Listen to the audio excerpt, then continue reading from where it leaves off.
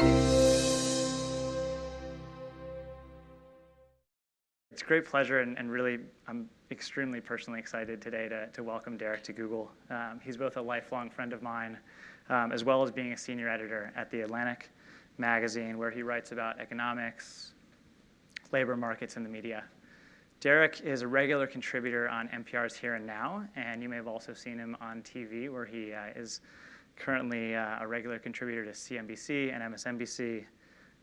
He's appeared on numerous lists, including Forbes and Inc. magazine's 30 Under 30, as well as being one of the top Twitter feeds to follow, as he's received praise from Time magazine in that regard. His new book, Hitmakers: The Science of Popularity in an Age of Distraction, hit bookshelves and audiobooks in February, and Derek is now in the midst of a nationwide book tour. So without further ado, it is my great pleasure and honor to welcome Derek Thompson.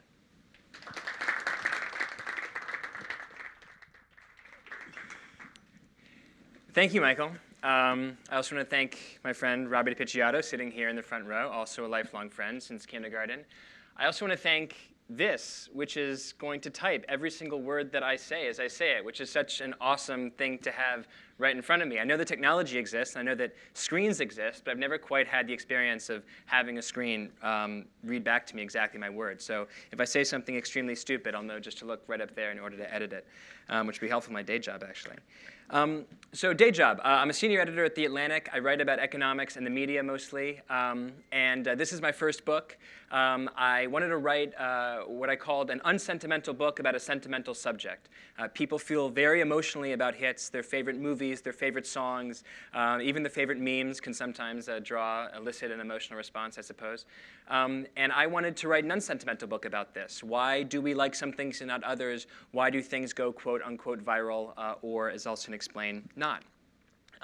So the 7-word thesis of the book, to kick us off, is familiarity over novelty and distribution over content.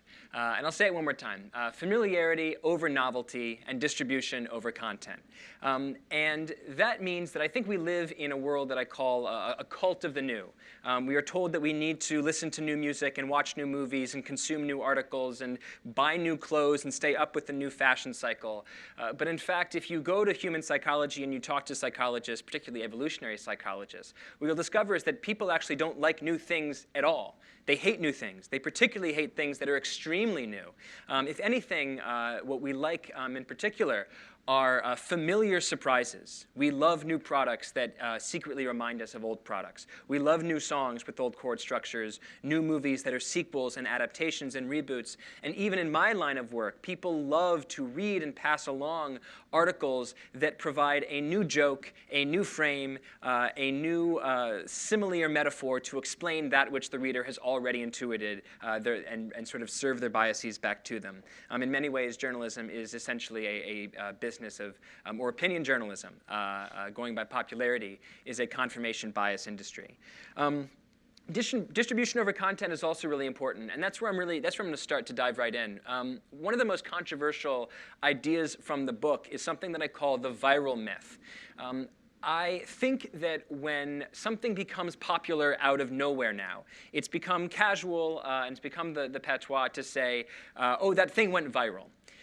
In epidemiology, viral means something very specific. It means an idea that is sort of passed along organically between people, and it grows over many, many, many generations to become a pandemic. And there, I think, has grown up in the world in the last 15 years, particularly since the tipping point, a sense that ideas do the same, and that the way that ideas go big is that they go viral. They have a million one-to-one moments. For a long period of time, it was practically impossible to analyze whether or not ideas actually spread in this way. There was no way to scientifically study, for example, the spread of bell-bottoms in the 1970s. Very, very difficult to do. Online, however, information leaves a data trail, as people in this audience are probably extremely aware. You can trace the flow of information from the original sender to the sendee. Watch how something like a tweet or a YouTube video spreads over generations and becomes a hit. And when data scientists look at the information cascade, the map of that idea or video or article sort of coming alive, it doesn't, in fact, look like the map of a disease spreading. It looks much more like diffuse broadcasts. So if you sort of imagine a spectrum of how information spreads, on the one hand, you have like typhus, which only spreads between people. And on the other hand, you have the Super Bowl, a single broadcast to 115 million people all at once. And nobody says that an advertisement in the Super Bowl goes viral. That's sort of on its face absurd to say. It clearly infected 115 million people all at once. But online, what seems to be happening is that there are many, many broadcast moments which are obfuscated to the ultimate reader or consumer of that information, so that the end consumer thinks that something has gone viral, when in fact the most important reason why it was spread is through a broadcast mechanism. So let me take a very easy example. Let's take an article that I write for The Atlantic magazine, for theatlantic.com. I post it online, and Drudge picks it up. Drudge is read by millions and millions of people all over the world. Let's say 2 of them read that article on Drudge, and then they G-chat me about it. Well, it might be sort of seductive for me to say this article is clearly going viral because 2 people G-chatted it to me. That's a social mechanism. But the most important way that this idea spread is through the broadcast mechanism that was Drudge. And it turns out that across in Twitter and YouTube studies, that's where these data scientists at Microsoft and Yahoo, particularly Duncan Watts, who I think might have spoken here a few years ago. He's a information psychologist, a data scientist. When they study the spread of these pieces of information, what they've said is that they most likely spread through broadcast mechanisms rather than social mechanisms. That it's not, in other words, about a million one-to-one moments, but rather about a handful of 1 to 1 million moments. Some people say, OK, I guess that's interesting, but it just sounds like an academic discussion of information cascades. Why could it possibly be relevant to my purposes? And I think it's relevant for both producers and consumers of information. For producers of information, I think sometimes we get caught up in a cult of virality where we say there are certain ingredients to content that can make something automatically go viral, and if I make content that includes those ingredients, I can just dump it anywhere on the internet, and it will spread organically and automatically the same way that if you have typhus in a population, it will just automatically spread because it is inherently viral. And what we've essentially discovered in a lot of these studies is that that's just not the case. Of course, there are some things that are more likely to be shared than other things. An incredibly emotional video of a tiger reuniting with someone who used to raise him when he was 6 months old is going to spread further than some article about the Canadian Parliament. High arousal emotions clearly get people to click and then share more than an article about a topic they know nothing about. Emotionality and familiarity are incredibly potent when it comes to popularizing a piece of content, but they're not enough. The distribution strategy, the distribution mechanism, the sources that these places hit is more important than the qualities of the content itself. The second reason that the viral myth, I think, is really important to know about is on the consumer side. I think at a time of declining trust in establishment media, a lot of readers equate volume with veracity. That is, they say, well, I saw this article shared by 5 people on Facebook, therefore it must be true, even though I distrust all of these right-wing and maybe even left-wing sources of news. But in fact, if that reader searched for the provenance of that piece of information, searched for the broadcast moment when it spread to millions and millions of people, 5 of whom shared it with them on Facebook, they might realize that it was coming from propaganda, that it was coming from Macedonian teenagers or some far left or far right weblog. And so it's really important, I think, for consumers to seek out the provenance of information and, again, not trust the viral myth. As I've gone around the country and talked about this issue, I've confronted what I call 2 degrees of Trump, which is to say that I tell one story and then I open it up to questions, and the first question is always about Donald Trump and how does your book explain Donald Trump? And the short answer is that my book was finished in September 2016, so like everyone in this room, I would guess I did not think that what happened would happen. But there really is an interesting story. Well, Donald Trump is in the book in chapters 1, 2, and 3 because he's just such an unbelievably fascinating character. And there is, I think, a story that goes really deeply at explaining how a creature like Donald Trump could at least get to where he did in the presidential race. And the best way to tell this story actually starts in the pop music industry. The Billboard Hot 100 is the most famous register of popular music in America. It's been registering the 100 most popular songs in the US every week since 1958. But for a long time, most people don't know this, the Billboard Hot 100 was essentially lying to you. It was a register of lies. And the reason why is that it relied on two sources of information. First, they would survey radio DJs. And second, they would ask record store owners what's selling. The problem with this strategy is that the DJs were often being paid directly by the labels, so what you were hearing was essentially a game of telephone from the labels when you asked the DJs what was popular. And when you talked to the record store owners, they had reason to lie too.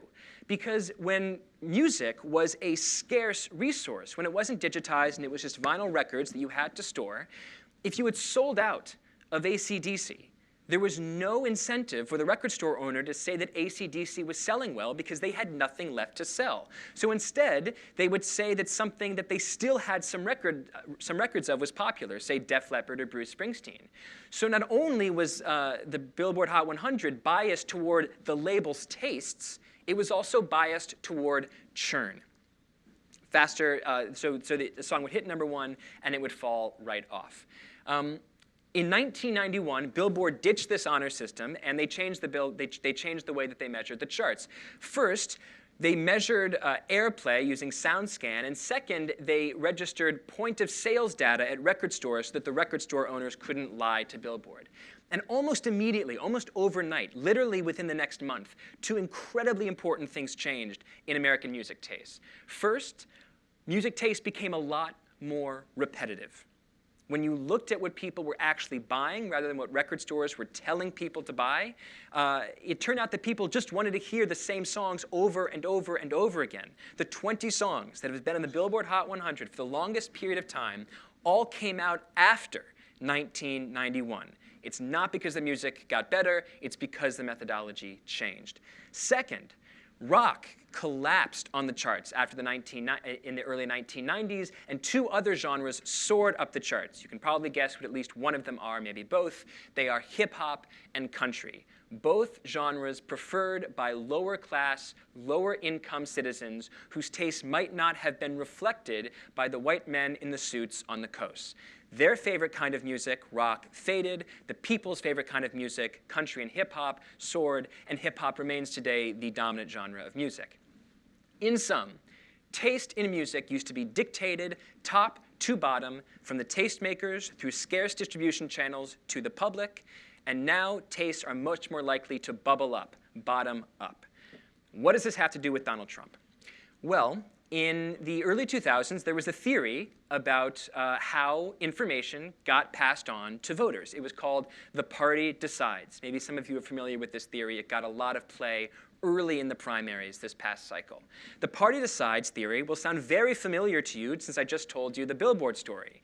A handful of tastemakers or influencers who are party elites settled on their favorite candidate, let's call him Jeb Bush, decided to distribute their favoritism of Jeb Bush through scarce media channels like FM stations and television stations, and the public would necessarily and obediently come to believe them and vote for the preferred candidate. Again, familiarity breeds popularity. The more they heard that Jeb Bush was wonderful from the tastemakers on TV and in the radio, the more likely they were to hold that position as their own.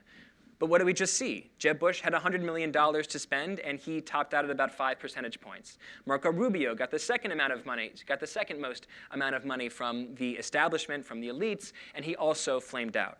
It was Donald Trump, someone who spent basically nothing on paid media, got a lot of earned media, spent very little on paid media, who absolutely tromped through the Republican primary on his way to winning the election. So in many ways, what we saw in music, I think, is happening in lots of other markets. We are used to, in all of these industries, taste being dictated by a handful of elites through scarce distribution channels to the public, and now tastes in markets are much more chaotic, much harder to predict because they are bubbling up and they are harder to control. Throughout this book, I talk a lot about music. I'm fascinated by the concept of popularity in music and why we like what we like, from genres to earworms. And I began my investigation of music at the very most elemental question of what is music? Why does the brain hear some sounds as cacophony and other sounds as musical? And there is a musicologist, a detective of musical illusions at the University of California, San Diego, named Diana Deutsch. And Diana Deutsch she's famous for discovering that particular illusion called the speech-to-song illusion. And speech-to-song illusion works like this. You take about any sliver of human speaking, and you start repeating it again, start repeating it again, start repeating it again, start repeating it again, and the brain just starts to process it as a rhythm and starts to hear a melody in which was previously just speech stream. So what Diana would say is that repetition is the God particle of music. It is the thing that distinguishes the cacophony of the ordinary world from that which the brain processes as song. This is true for speech stream. It's true for me drumming on this podium. It's true for animals in the wild. Biologists reserve the term song for any animal that repeats a certain trill or sound over a common interval. Repetition is the God particle of music. So that's interesting, I thought, but it doesn't quite give you the formula for a hit, because if I go to a music label just up the street and I say, I have this great idea for a song, it goes, start repeating it again, they'll laugh me out of that office. So obviously you need a bit of both. You need repetition, but you also need variety. So what is the right way to layer repetition and variety? And to answer this question, you have to travel to Columbus, Ohio, at Ohio State University, where a musicologist named David Huron has another amazing study, where he'll play a note, say it's a B note for a mouse, and the mouse will turn its head like that. And then he'll play the B note again for the mouse, and the mouse will turn its head. And he'll play B, B, B, and the mouse will just turn, turn, turn. But eventually, the mouse will habituate. It will learn to ignore the stimulus.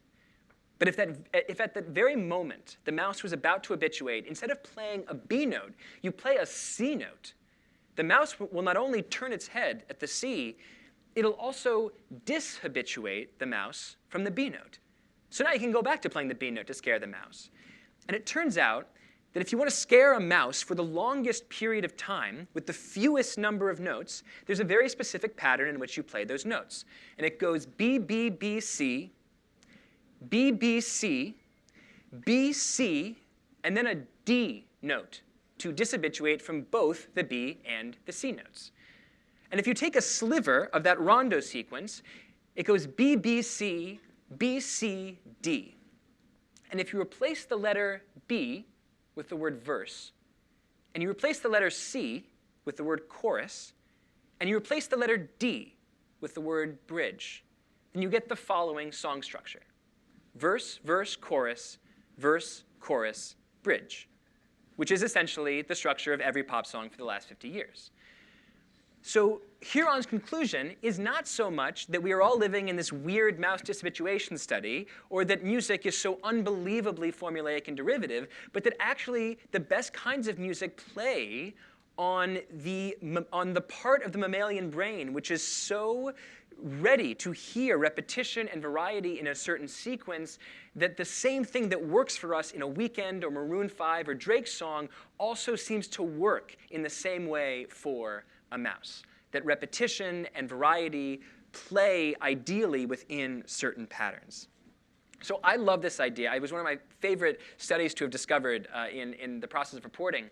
But I wanted to take it one level deeper. I said I always wanted throughout the book to highlight what the most important lessons of these ideas would be.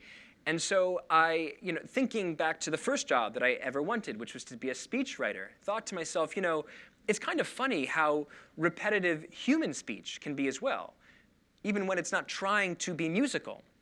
We still repeat ourselves all the time in public speaking settings. And if you go back to Greek rhetorical history, it turns out that almost every Greek rhetorical device is essentially a form of repetition. There's anaphora, which is repetition at the beginning of a sentence. Winston Churchill, we shall fight them in the air, we shall fight them on the landing fields. There's tricolon, which is repetition in short triplicate. Abraham Lincoln, government of the people, by the people, for the people. There's something called epizeuxis, which is the same word repeated over and over and over again. Donald Trump does this all the time, but the example in the book is from Nancy Pelosi. Just remember what this legislation is for: jobs, jobs, jobs, and jobs. And most catchily, there is something called antimetaboly, which is an impossible word to spell and very difficult to say. So instead, just think of it as ABBA, A-B-B-A. Ask not what your country can do for you. Ask what you can do for your country. It's not the size of the dog in the fight. It's the size of the fight in the dog. Hillary Clinton, human rights are women's rights, and women's rights are human rights. A-B-B-A, antimetaboly. In fact, antimetaboly is so endemic to modern American political rhetoric that if you go through JFK's first inaugural and you take out all the antimetaboly, you are basically left with a series of conjunctions. The entirety of the most famous inaugural address of the 20th century is the same rhetorical device over and over and over. So why does it work? Well, I think it works because there's something called rhyme to reason effect, which is sort of like a cousin of speech to song effect. Rhyme to reason effect says that we are weirdly more likely to believe ideas and slogans if they contain an element of rhyme, an element of musicality. People are more likely in some studies to believe that birds of a feather flock together, for example, than if you rephrase that in a non-rhyming way. But this works very, very clearly in political rhetoric, I think, because it takes ideas that might be complicated and difficult to express, and it delivers them to people not through the capsule of a public policy plan, but rather through the capsule of music. So you think about something like, ask not what your country can do for you, ask what you can do for your country. It was JFK's attempt to popularize the idea of the Peace Corps. But if you take the first half of that, ask not what your country can do for you, that's a really weird summary of modern liberalism. In fact, it's an incredibly strange thing for someone to say whose vice president is about to pass the Great Society program, Medicaid, Medicare, expansion of immigration rights, expansion of Social Security. Ask not what your country can do for you is the opposite of the sort of liberalism that JFK ended up sort of presenting to the world through his administration. But we repeat the idea over and over again because we don't hear the policy. We hear the music. And so I think it's very important throughout the book as I'm trying to give people ways of using some of this science to popularize their own ideas, that I also give them as audience members, as consumers, ways to resist some of the popularity and some of the tricks that can be played on them. And in many ways, I think that antimetaboly is one of the most efficient tricks precisely because the brain hears the music and then wants to believe the underlying policy. The last story that I have to tell before we do a little bit of Q&A and then I take your questions is maybe one of my favorite stories in the book. I was very interested in understanding fashions, understanding what some people call hype cycles, why something comes out of nowhere and then becomes this enormous hit and then fades. And typically, there are sort of three categories of explanation for what might drive these trends. The first could be prices. You could say that Abercrombie was incredibly popular in 2005 among teenagers, and then the Great Recession strikes, and the embroidered A logo becomes way too expensive for a lot of these families. And so Abercrombie becomes, as Time magazine called them in 2009, the worst recession brand in America.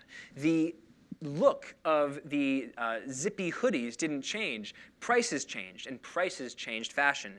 So you could say it's prices. You could say it's economics. You could say it's marketing. Maybe some color of skirt is popular, you could say, because J. Crew wanted it to be popular, so they blasted out a bunch of advertising to force people to like a very specific shade of sapphire. But there is one market in the world that is a cultural market that has no prices and no scarcity and no marketing. And that market is first names. First names are a cultural market. They have hype cycles. Ethel is an unpopular name in the middle of the 19th century, a very popular name toward the turn of the 20th century, and is now a very unpopular name for baby girls. It followed the precise same hype cycle as any other fashion. But names all exist. They are infinite. They are all free, all the same price, and there is no marketing. Nike is not trying to get you to name your kid Nike. Of course, there are sometimes exogenous events, like in the 1930s, Adolf Hitler obviously became this terrible figure, and the name Adolf unmysteriously dropped in popularity, while the name Franklin soared in popularity, again, unmysteriously. But for the most part, there is no direct marketing. So the really interesting question for me was, why are there hype cycles in first names if first names are unlike any other marketplace in which culture applies? And there are two answers here, and they both come from a wonderful book by Stanley Lieberson, this famous sociologist, called A Matter of Taste. So if you want to dig deeper into that story, you should check out that book, A Matter of Taste.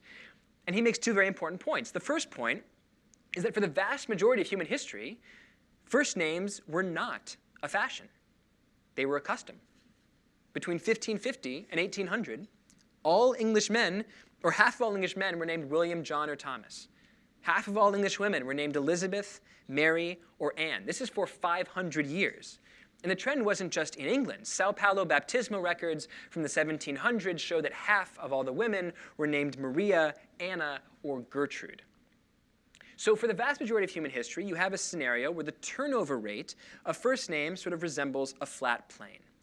And then suddenly, in the middle of the 19th century, it takes off all over the world, in Hungary and Denmark, and Canada and the US, and France and England, all over the Western world. The turnover rate of first names takes off. And the only thing that clearly affected all of them at the same time is the Industrial Revolution. And the theory is that you have an agrarian family-based economy, formerly in the 1500s and 1600s, where families were living essentially with extended family. So the name Thomas was a way to highlight your lineage. The grandfather's name was Thomas, so the son's name was Thomas, so the baby's name was Thomas. But suddenly, in the 1800s, 100,000 Thomases move into the London metropolitan area at the same time, and it's unbelievably confusing. Not only because when someone wants to sort of hand out the coffee and says Thomas, 1,000 people turn their head, but also because people need identities. And identity is antagonistic. Identity is how I am not like everybody else around me, but how I and my group are different. And so if you are one of 100,000 Thomases moving to London at the same time, and some of you are Catholic, and some of you are Protestant, and some of you are attractive, and some of you are terribly hideous, and some of you are rich, and some of you are poor, Thomas doesn't do it for you. Thomas does not accomplish what you need to have accomplished. And so so economics, the Industrial Revolution, turns first names into identity markers, which means there has to be a hype cycle. In the 1300s, well, before the 1300s, fashion was similar. Fashion was not a hype cycle. Clothing fashion was not essentially a fashion.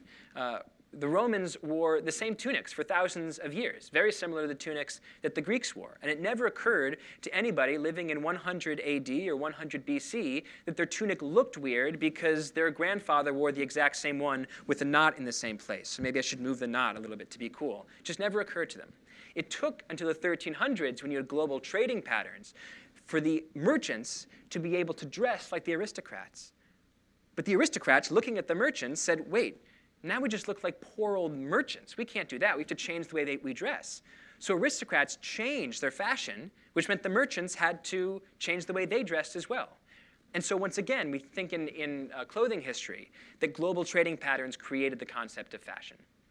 But the second really interesting idea about why we change our names comes down to this theory called popularity as a taste.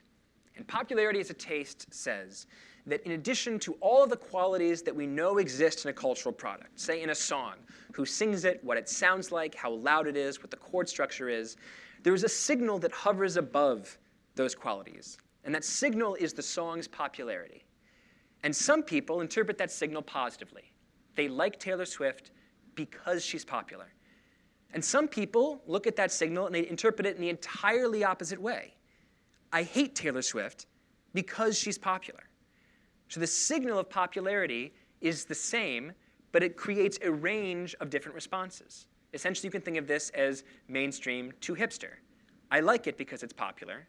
I hate it because it's popular. So what does this have to do with first names? Well, most people have a taste for popularity that exists in the middle. They like what I call in the book familiar surprises. They like ideas that are new but not too new. The song that sounds like the song you liked before. The sequel of your favorite movie franchise. That political essay that expresses in a new and profound way that which you've already intuited. Familiar surprises. So if most parents like names that have sort of a little bit of newness but aren't that familiar, then it would predict that a lot of parents in the late 1980s would settle on a name like Samantha, which is the 50th or 60th most popular name in the 1980s. But the problem is that so many of them will have a similar taste for the familiar surprise. So many of them will have a similar taste for that name which is popular but not too popular.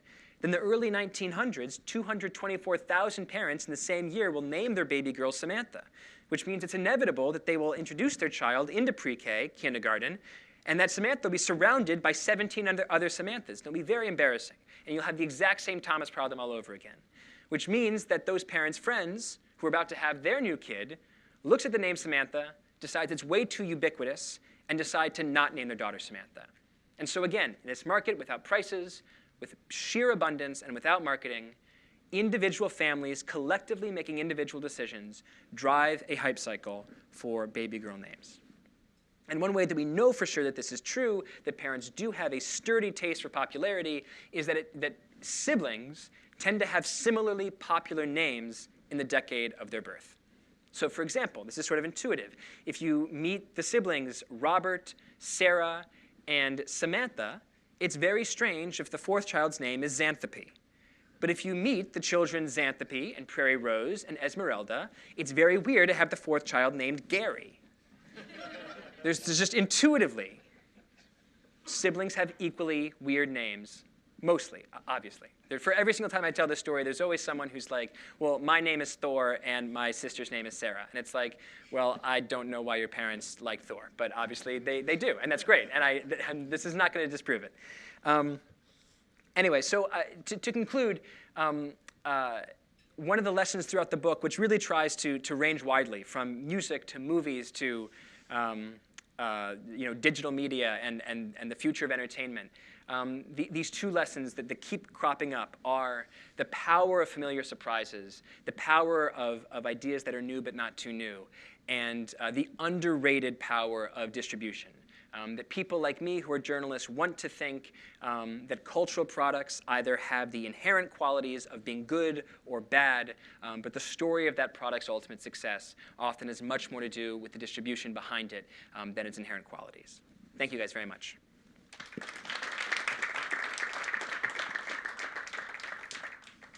We're going to transition now into just opening up the Q&A with a couple thoughts that I have, having watched this book come together over the past 3 to 5 years and watched Derek's career kind of progress. So I'll kick things off, and then in the interest of time, we'll open things up to any of you guys that'd like to ask a question.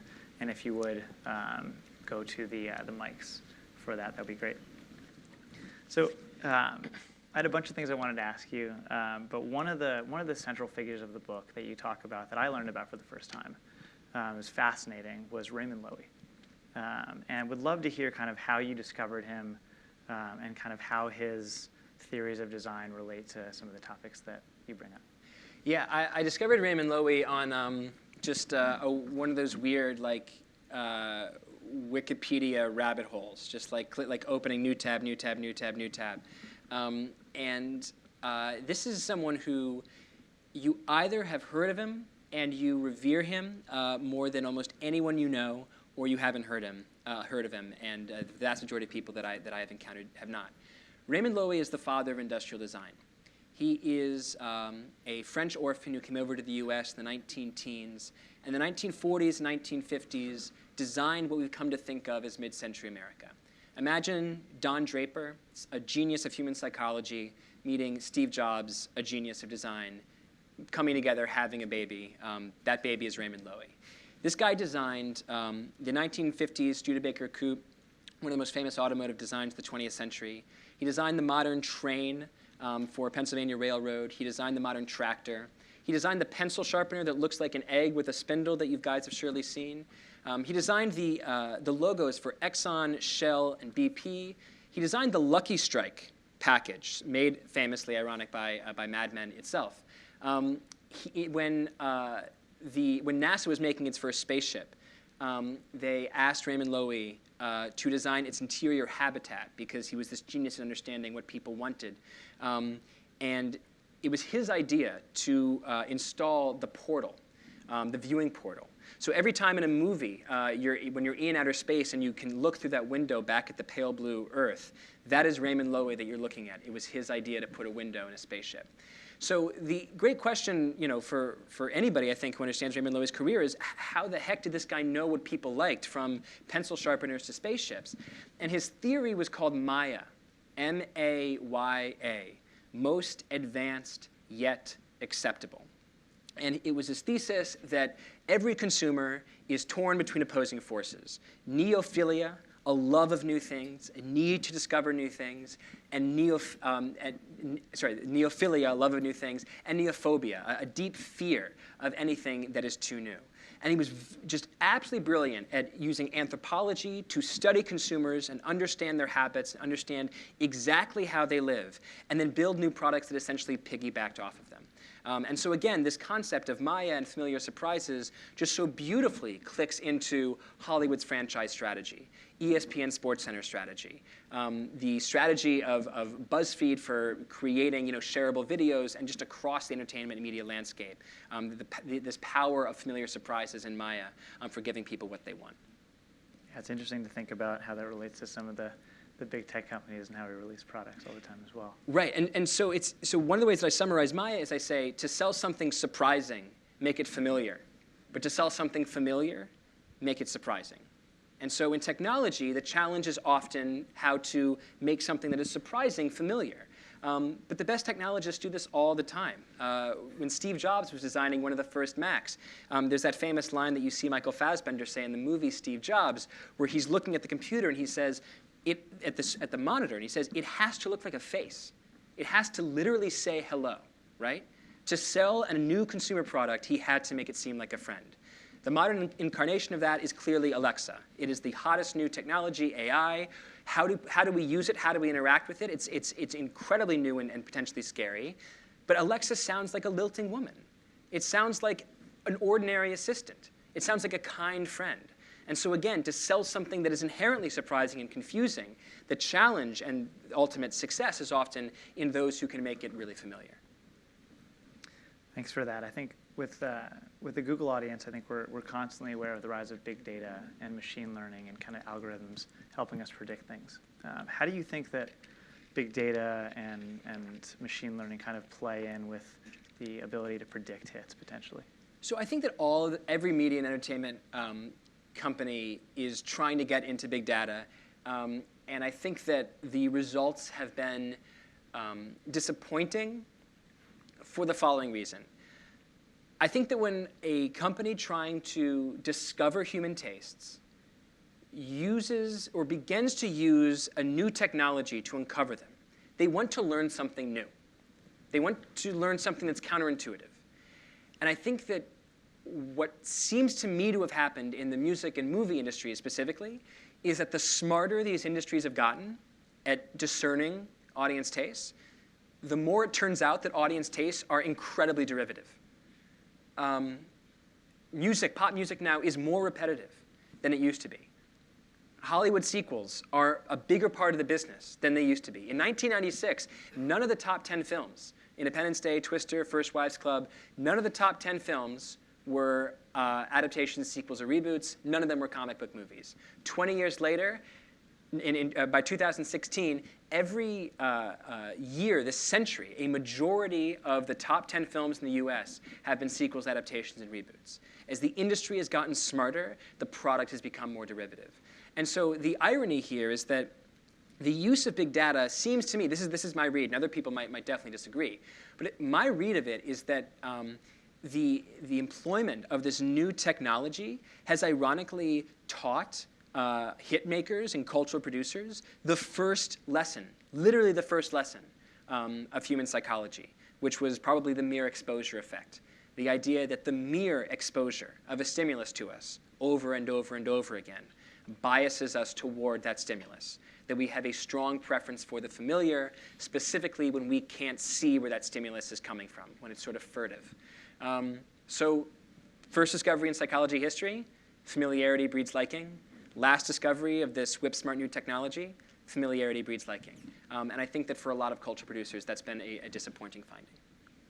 Well, thank you, Derek. I want to open it up to questions from the audience. Hi, Derek. Hi. Thank you very much. I have a question about the very first, sorry, I'm cold, so that's why I That's okay. I have a question about the very first iPhone. I'd like to know your point of view on, how it fits in this, not too new, like people prefer familiarity over novelty.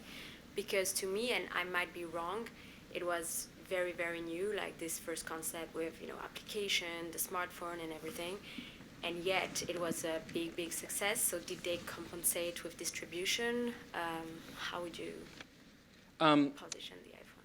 So if you turn to page 231, I didn't read the book.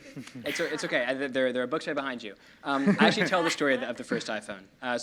So I just to briefly summarize which all of you can read. First of all, I don't think the iPhone was all that new in look. In many ways, it was promised as a widescreen iPod. That essentially you could think of the iPhone as sort of evolving almost Darwinistically, not a word, but we'll use it here, from the earliest models of the iPod. That you had developed a square with a screen, and the screen got bigger and bigger, and the dial got smaller and smaller until it was ultimately all touch with a single button. Here's the interesting thing about the iPhone as a hit, is that when Universal McCann, the marketing company, did a 10,000-person poll all over the world to ask people if they wanted the iPhone, not only did most people in the US say they did not because it was an all-in-one device. It was a jack of all trades, master of none. That was the idea of the first iPhone, right? All those jokes about how the call quality is terrible, the internet's terrible, it's a cool new phone, but it doesn't do anything well. They said this is actually going to be most popular in developing countries where they don't already have expensive cameras and expensive iPods and expensive computers. And in many ways, what's fascinating is how unbelievably wrong that prediction was. That the iPhone was only supposed to work in like Malaysia, and it was supposed to be uniquely unpopular in Germany, Japan, and the US, and then Germany, Japan, and the US ultimately served to be its singular market. But as a matter of familiar surprises, I think that Jobs introduced the iPhone. If it was his ultimate goal to make the iPhone, as a lot of people say it was, he introduced it brilliantly. That you don't go from 0 to 60. You introduce an iPod, and the screen gets bigger and bigger and bigger, and you lead people into the new product. So for many people, I think they looked at the iPod itself and they said, "Oh, this is the obvious next iteration of the iPod." You had mentioned earlier an increase in mistrust in the big established media, and assuming that we can measure that and that it's true, what do you attribute that to? I mean, the big media still have a big distribution power, right? I mean, so what do you think are the causes of that? This is a really good and complicated question, and in one way, so several things. First, there's been sort of macro across the board collapse in trust since the 1960s, 1970s. Not just for politics or Congress or the White House, but basically across all institutions. And the media, I think, has been sort of brought into that undertow of distrust. But specifically what's happened to the press is that as you've had this sort of Cambrian explosion of media sources, first with the rise of cable news, and then with the rise of the internet, there are so many news sources now that can appeal to a specific niche, that there is always a news source that A, can tell you that that which you think is already true, and B, can tell you that the mainstream is wrong. And in sociology, this is very, very similar to the technical definition of culting, that a cult, the sociological definition of a cult, is a positive rebellion against a mainstream, and which is ironically the same as the cultural sociological definition of coolness, which tells you something about sort of the blurring of the lines between coolness and culting, that cults are essentially cool kids that are too far outside the mainstream for us to accept them. But what's clearly happened, I think, is that the abundance of media sources have given rise to a kind of media culting, in which case you can always find a media source that says that you're right and the mainstream is wrong. This has clearly destroyed trust. But I think the last thing to point out is that as you've had this Cambrian explosion of media options, the media as a collective noun no longer makes sense to apply adjectives to. When people say the media is liberal, or the media is too conservative, or the media is too corporatist, it's like saying food is too spicy, or shirts are too blue.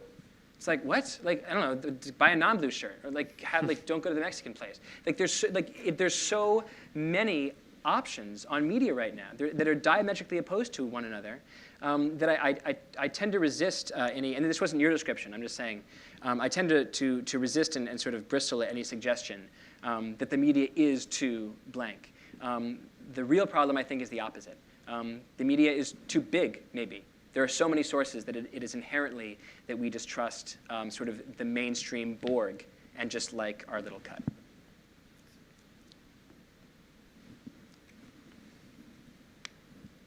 Hi, Derek. Hi. I'm curious about how universal these principles are over the course of someone's lifetime. Like, I love Selena Gomez, maybe. My grandmother, I hate Selena Gomez. She doesn't like country, she doesn't like rock, she doesn't like pop, doesn't like hip hop. Why is that? So, first of all, hello. I didn't see you at first. This comes back to an idea in developmental psychology called sensitive periods. There are sensitive periods, I think, for all sorts of tastes. For food taste, the sensitive period seems to be between birth and like 2-3 years old. That, for example, broccoli evolved to taste bitter and bad. But if you feed lots of broccoli to a newborn, you'll have to sort of mix it in with the applesauce and sugar, but they'll grow up liking broccoli. That babies are very neophilic, accepting of new things when they're very young. The sensitive taste for music seems to be between the teens and early to mid-20s. By the age of 33, Spotify has suggested, people stop listening to new songs entirely. So by definition, your tastes have crystallized by your 30s.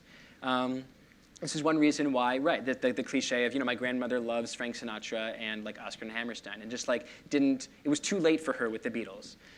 Whereas, my parents adored Simon and Garfunkel and Elton John. In fact, what you've seen is that taste in people's favorite music in their 20s is so strong that artists enjoy what are called nostalgia bumps, that as parents will get to a certain age and be able to teach their children the kind of music from a certain decade, that band's popularity will rise a bit on streaming networks, because kids who grow up under parents who naturally like Simon and Garfunkel grow up listening to a lot of Simon and Garfunkel and therefore like them. The last interesting implication of this is in politics. The political sensitive period seems to be from mid-teens to late 20s as well, really similar to music. So music, it's kind of interesting and I think intuitive that music taste and political taste are sort of crystallizing around the same time. And this explains a phenomenon that the right bemoans, which is why do so many children of conservatives grow up becoming liberals? And one theory is that you have children who develop a taste for politics in general in their teenage years, but then go to college at, say, University of Michigan or Northwestern or Middlebury, and they will be surrounded by more liberal students, and as their ideologies within politics are crystallizing, they'll become liberal. So in almost the parents' interest in politics has screwed, you might say, them out of having sharing an ideological bond with their child. They've developed a taste for politics in a kid who then goes off to sort of crystallize the taste on a liberal campus. But basically, the short answer to the question, and I'm sorry I spieled, I just love the topic of sensitive periods, is that we seem to our neophilia, our interest in discovering new ideas, seems to peak at a certain part of our life. And we somewhat depressingly spend the rest of our lives sort of playing around with tastes that have already formed. Except for journalists. Except for journalists. We are indefatigable seekers of the truth, no matter what our biases are. Yes. Okay. So unfortunately, we are out of time. So I just want to thank all of you for coming, and also a big round of applause for Derek. Thank you so much for coming.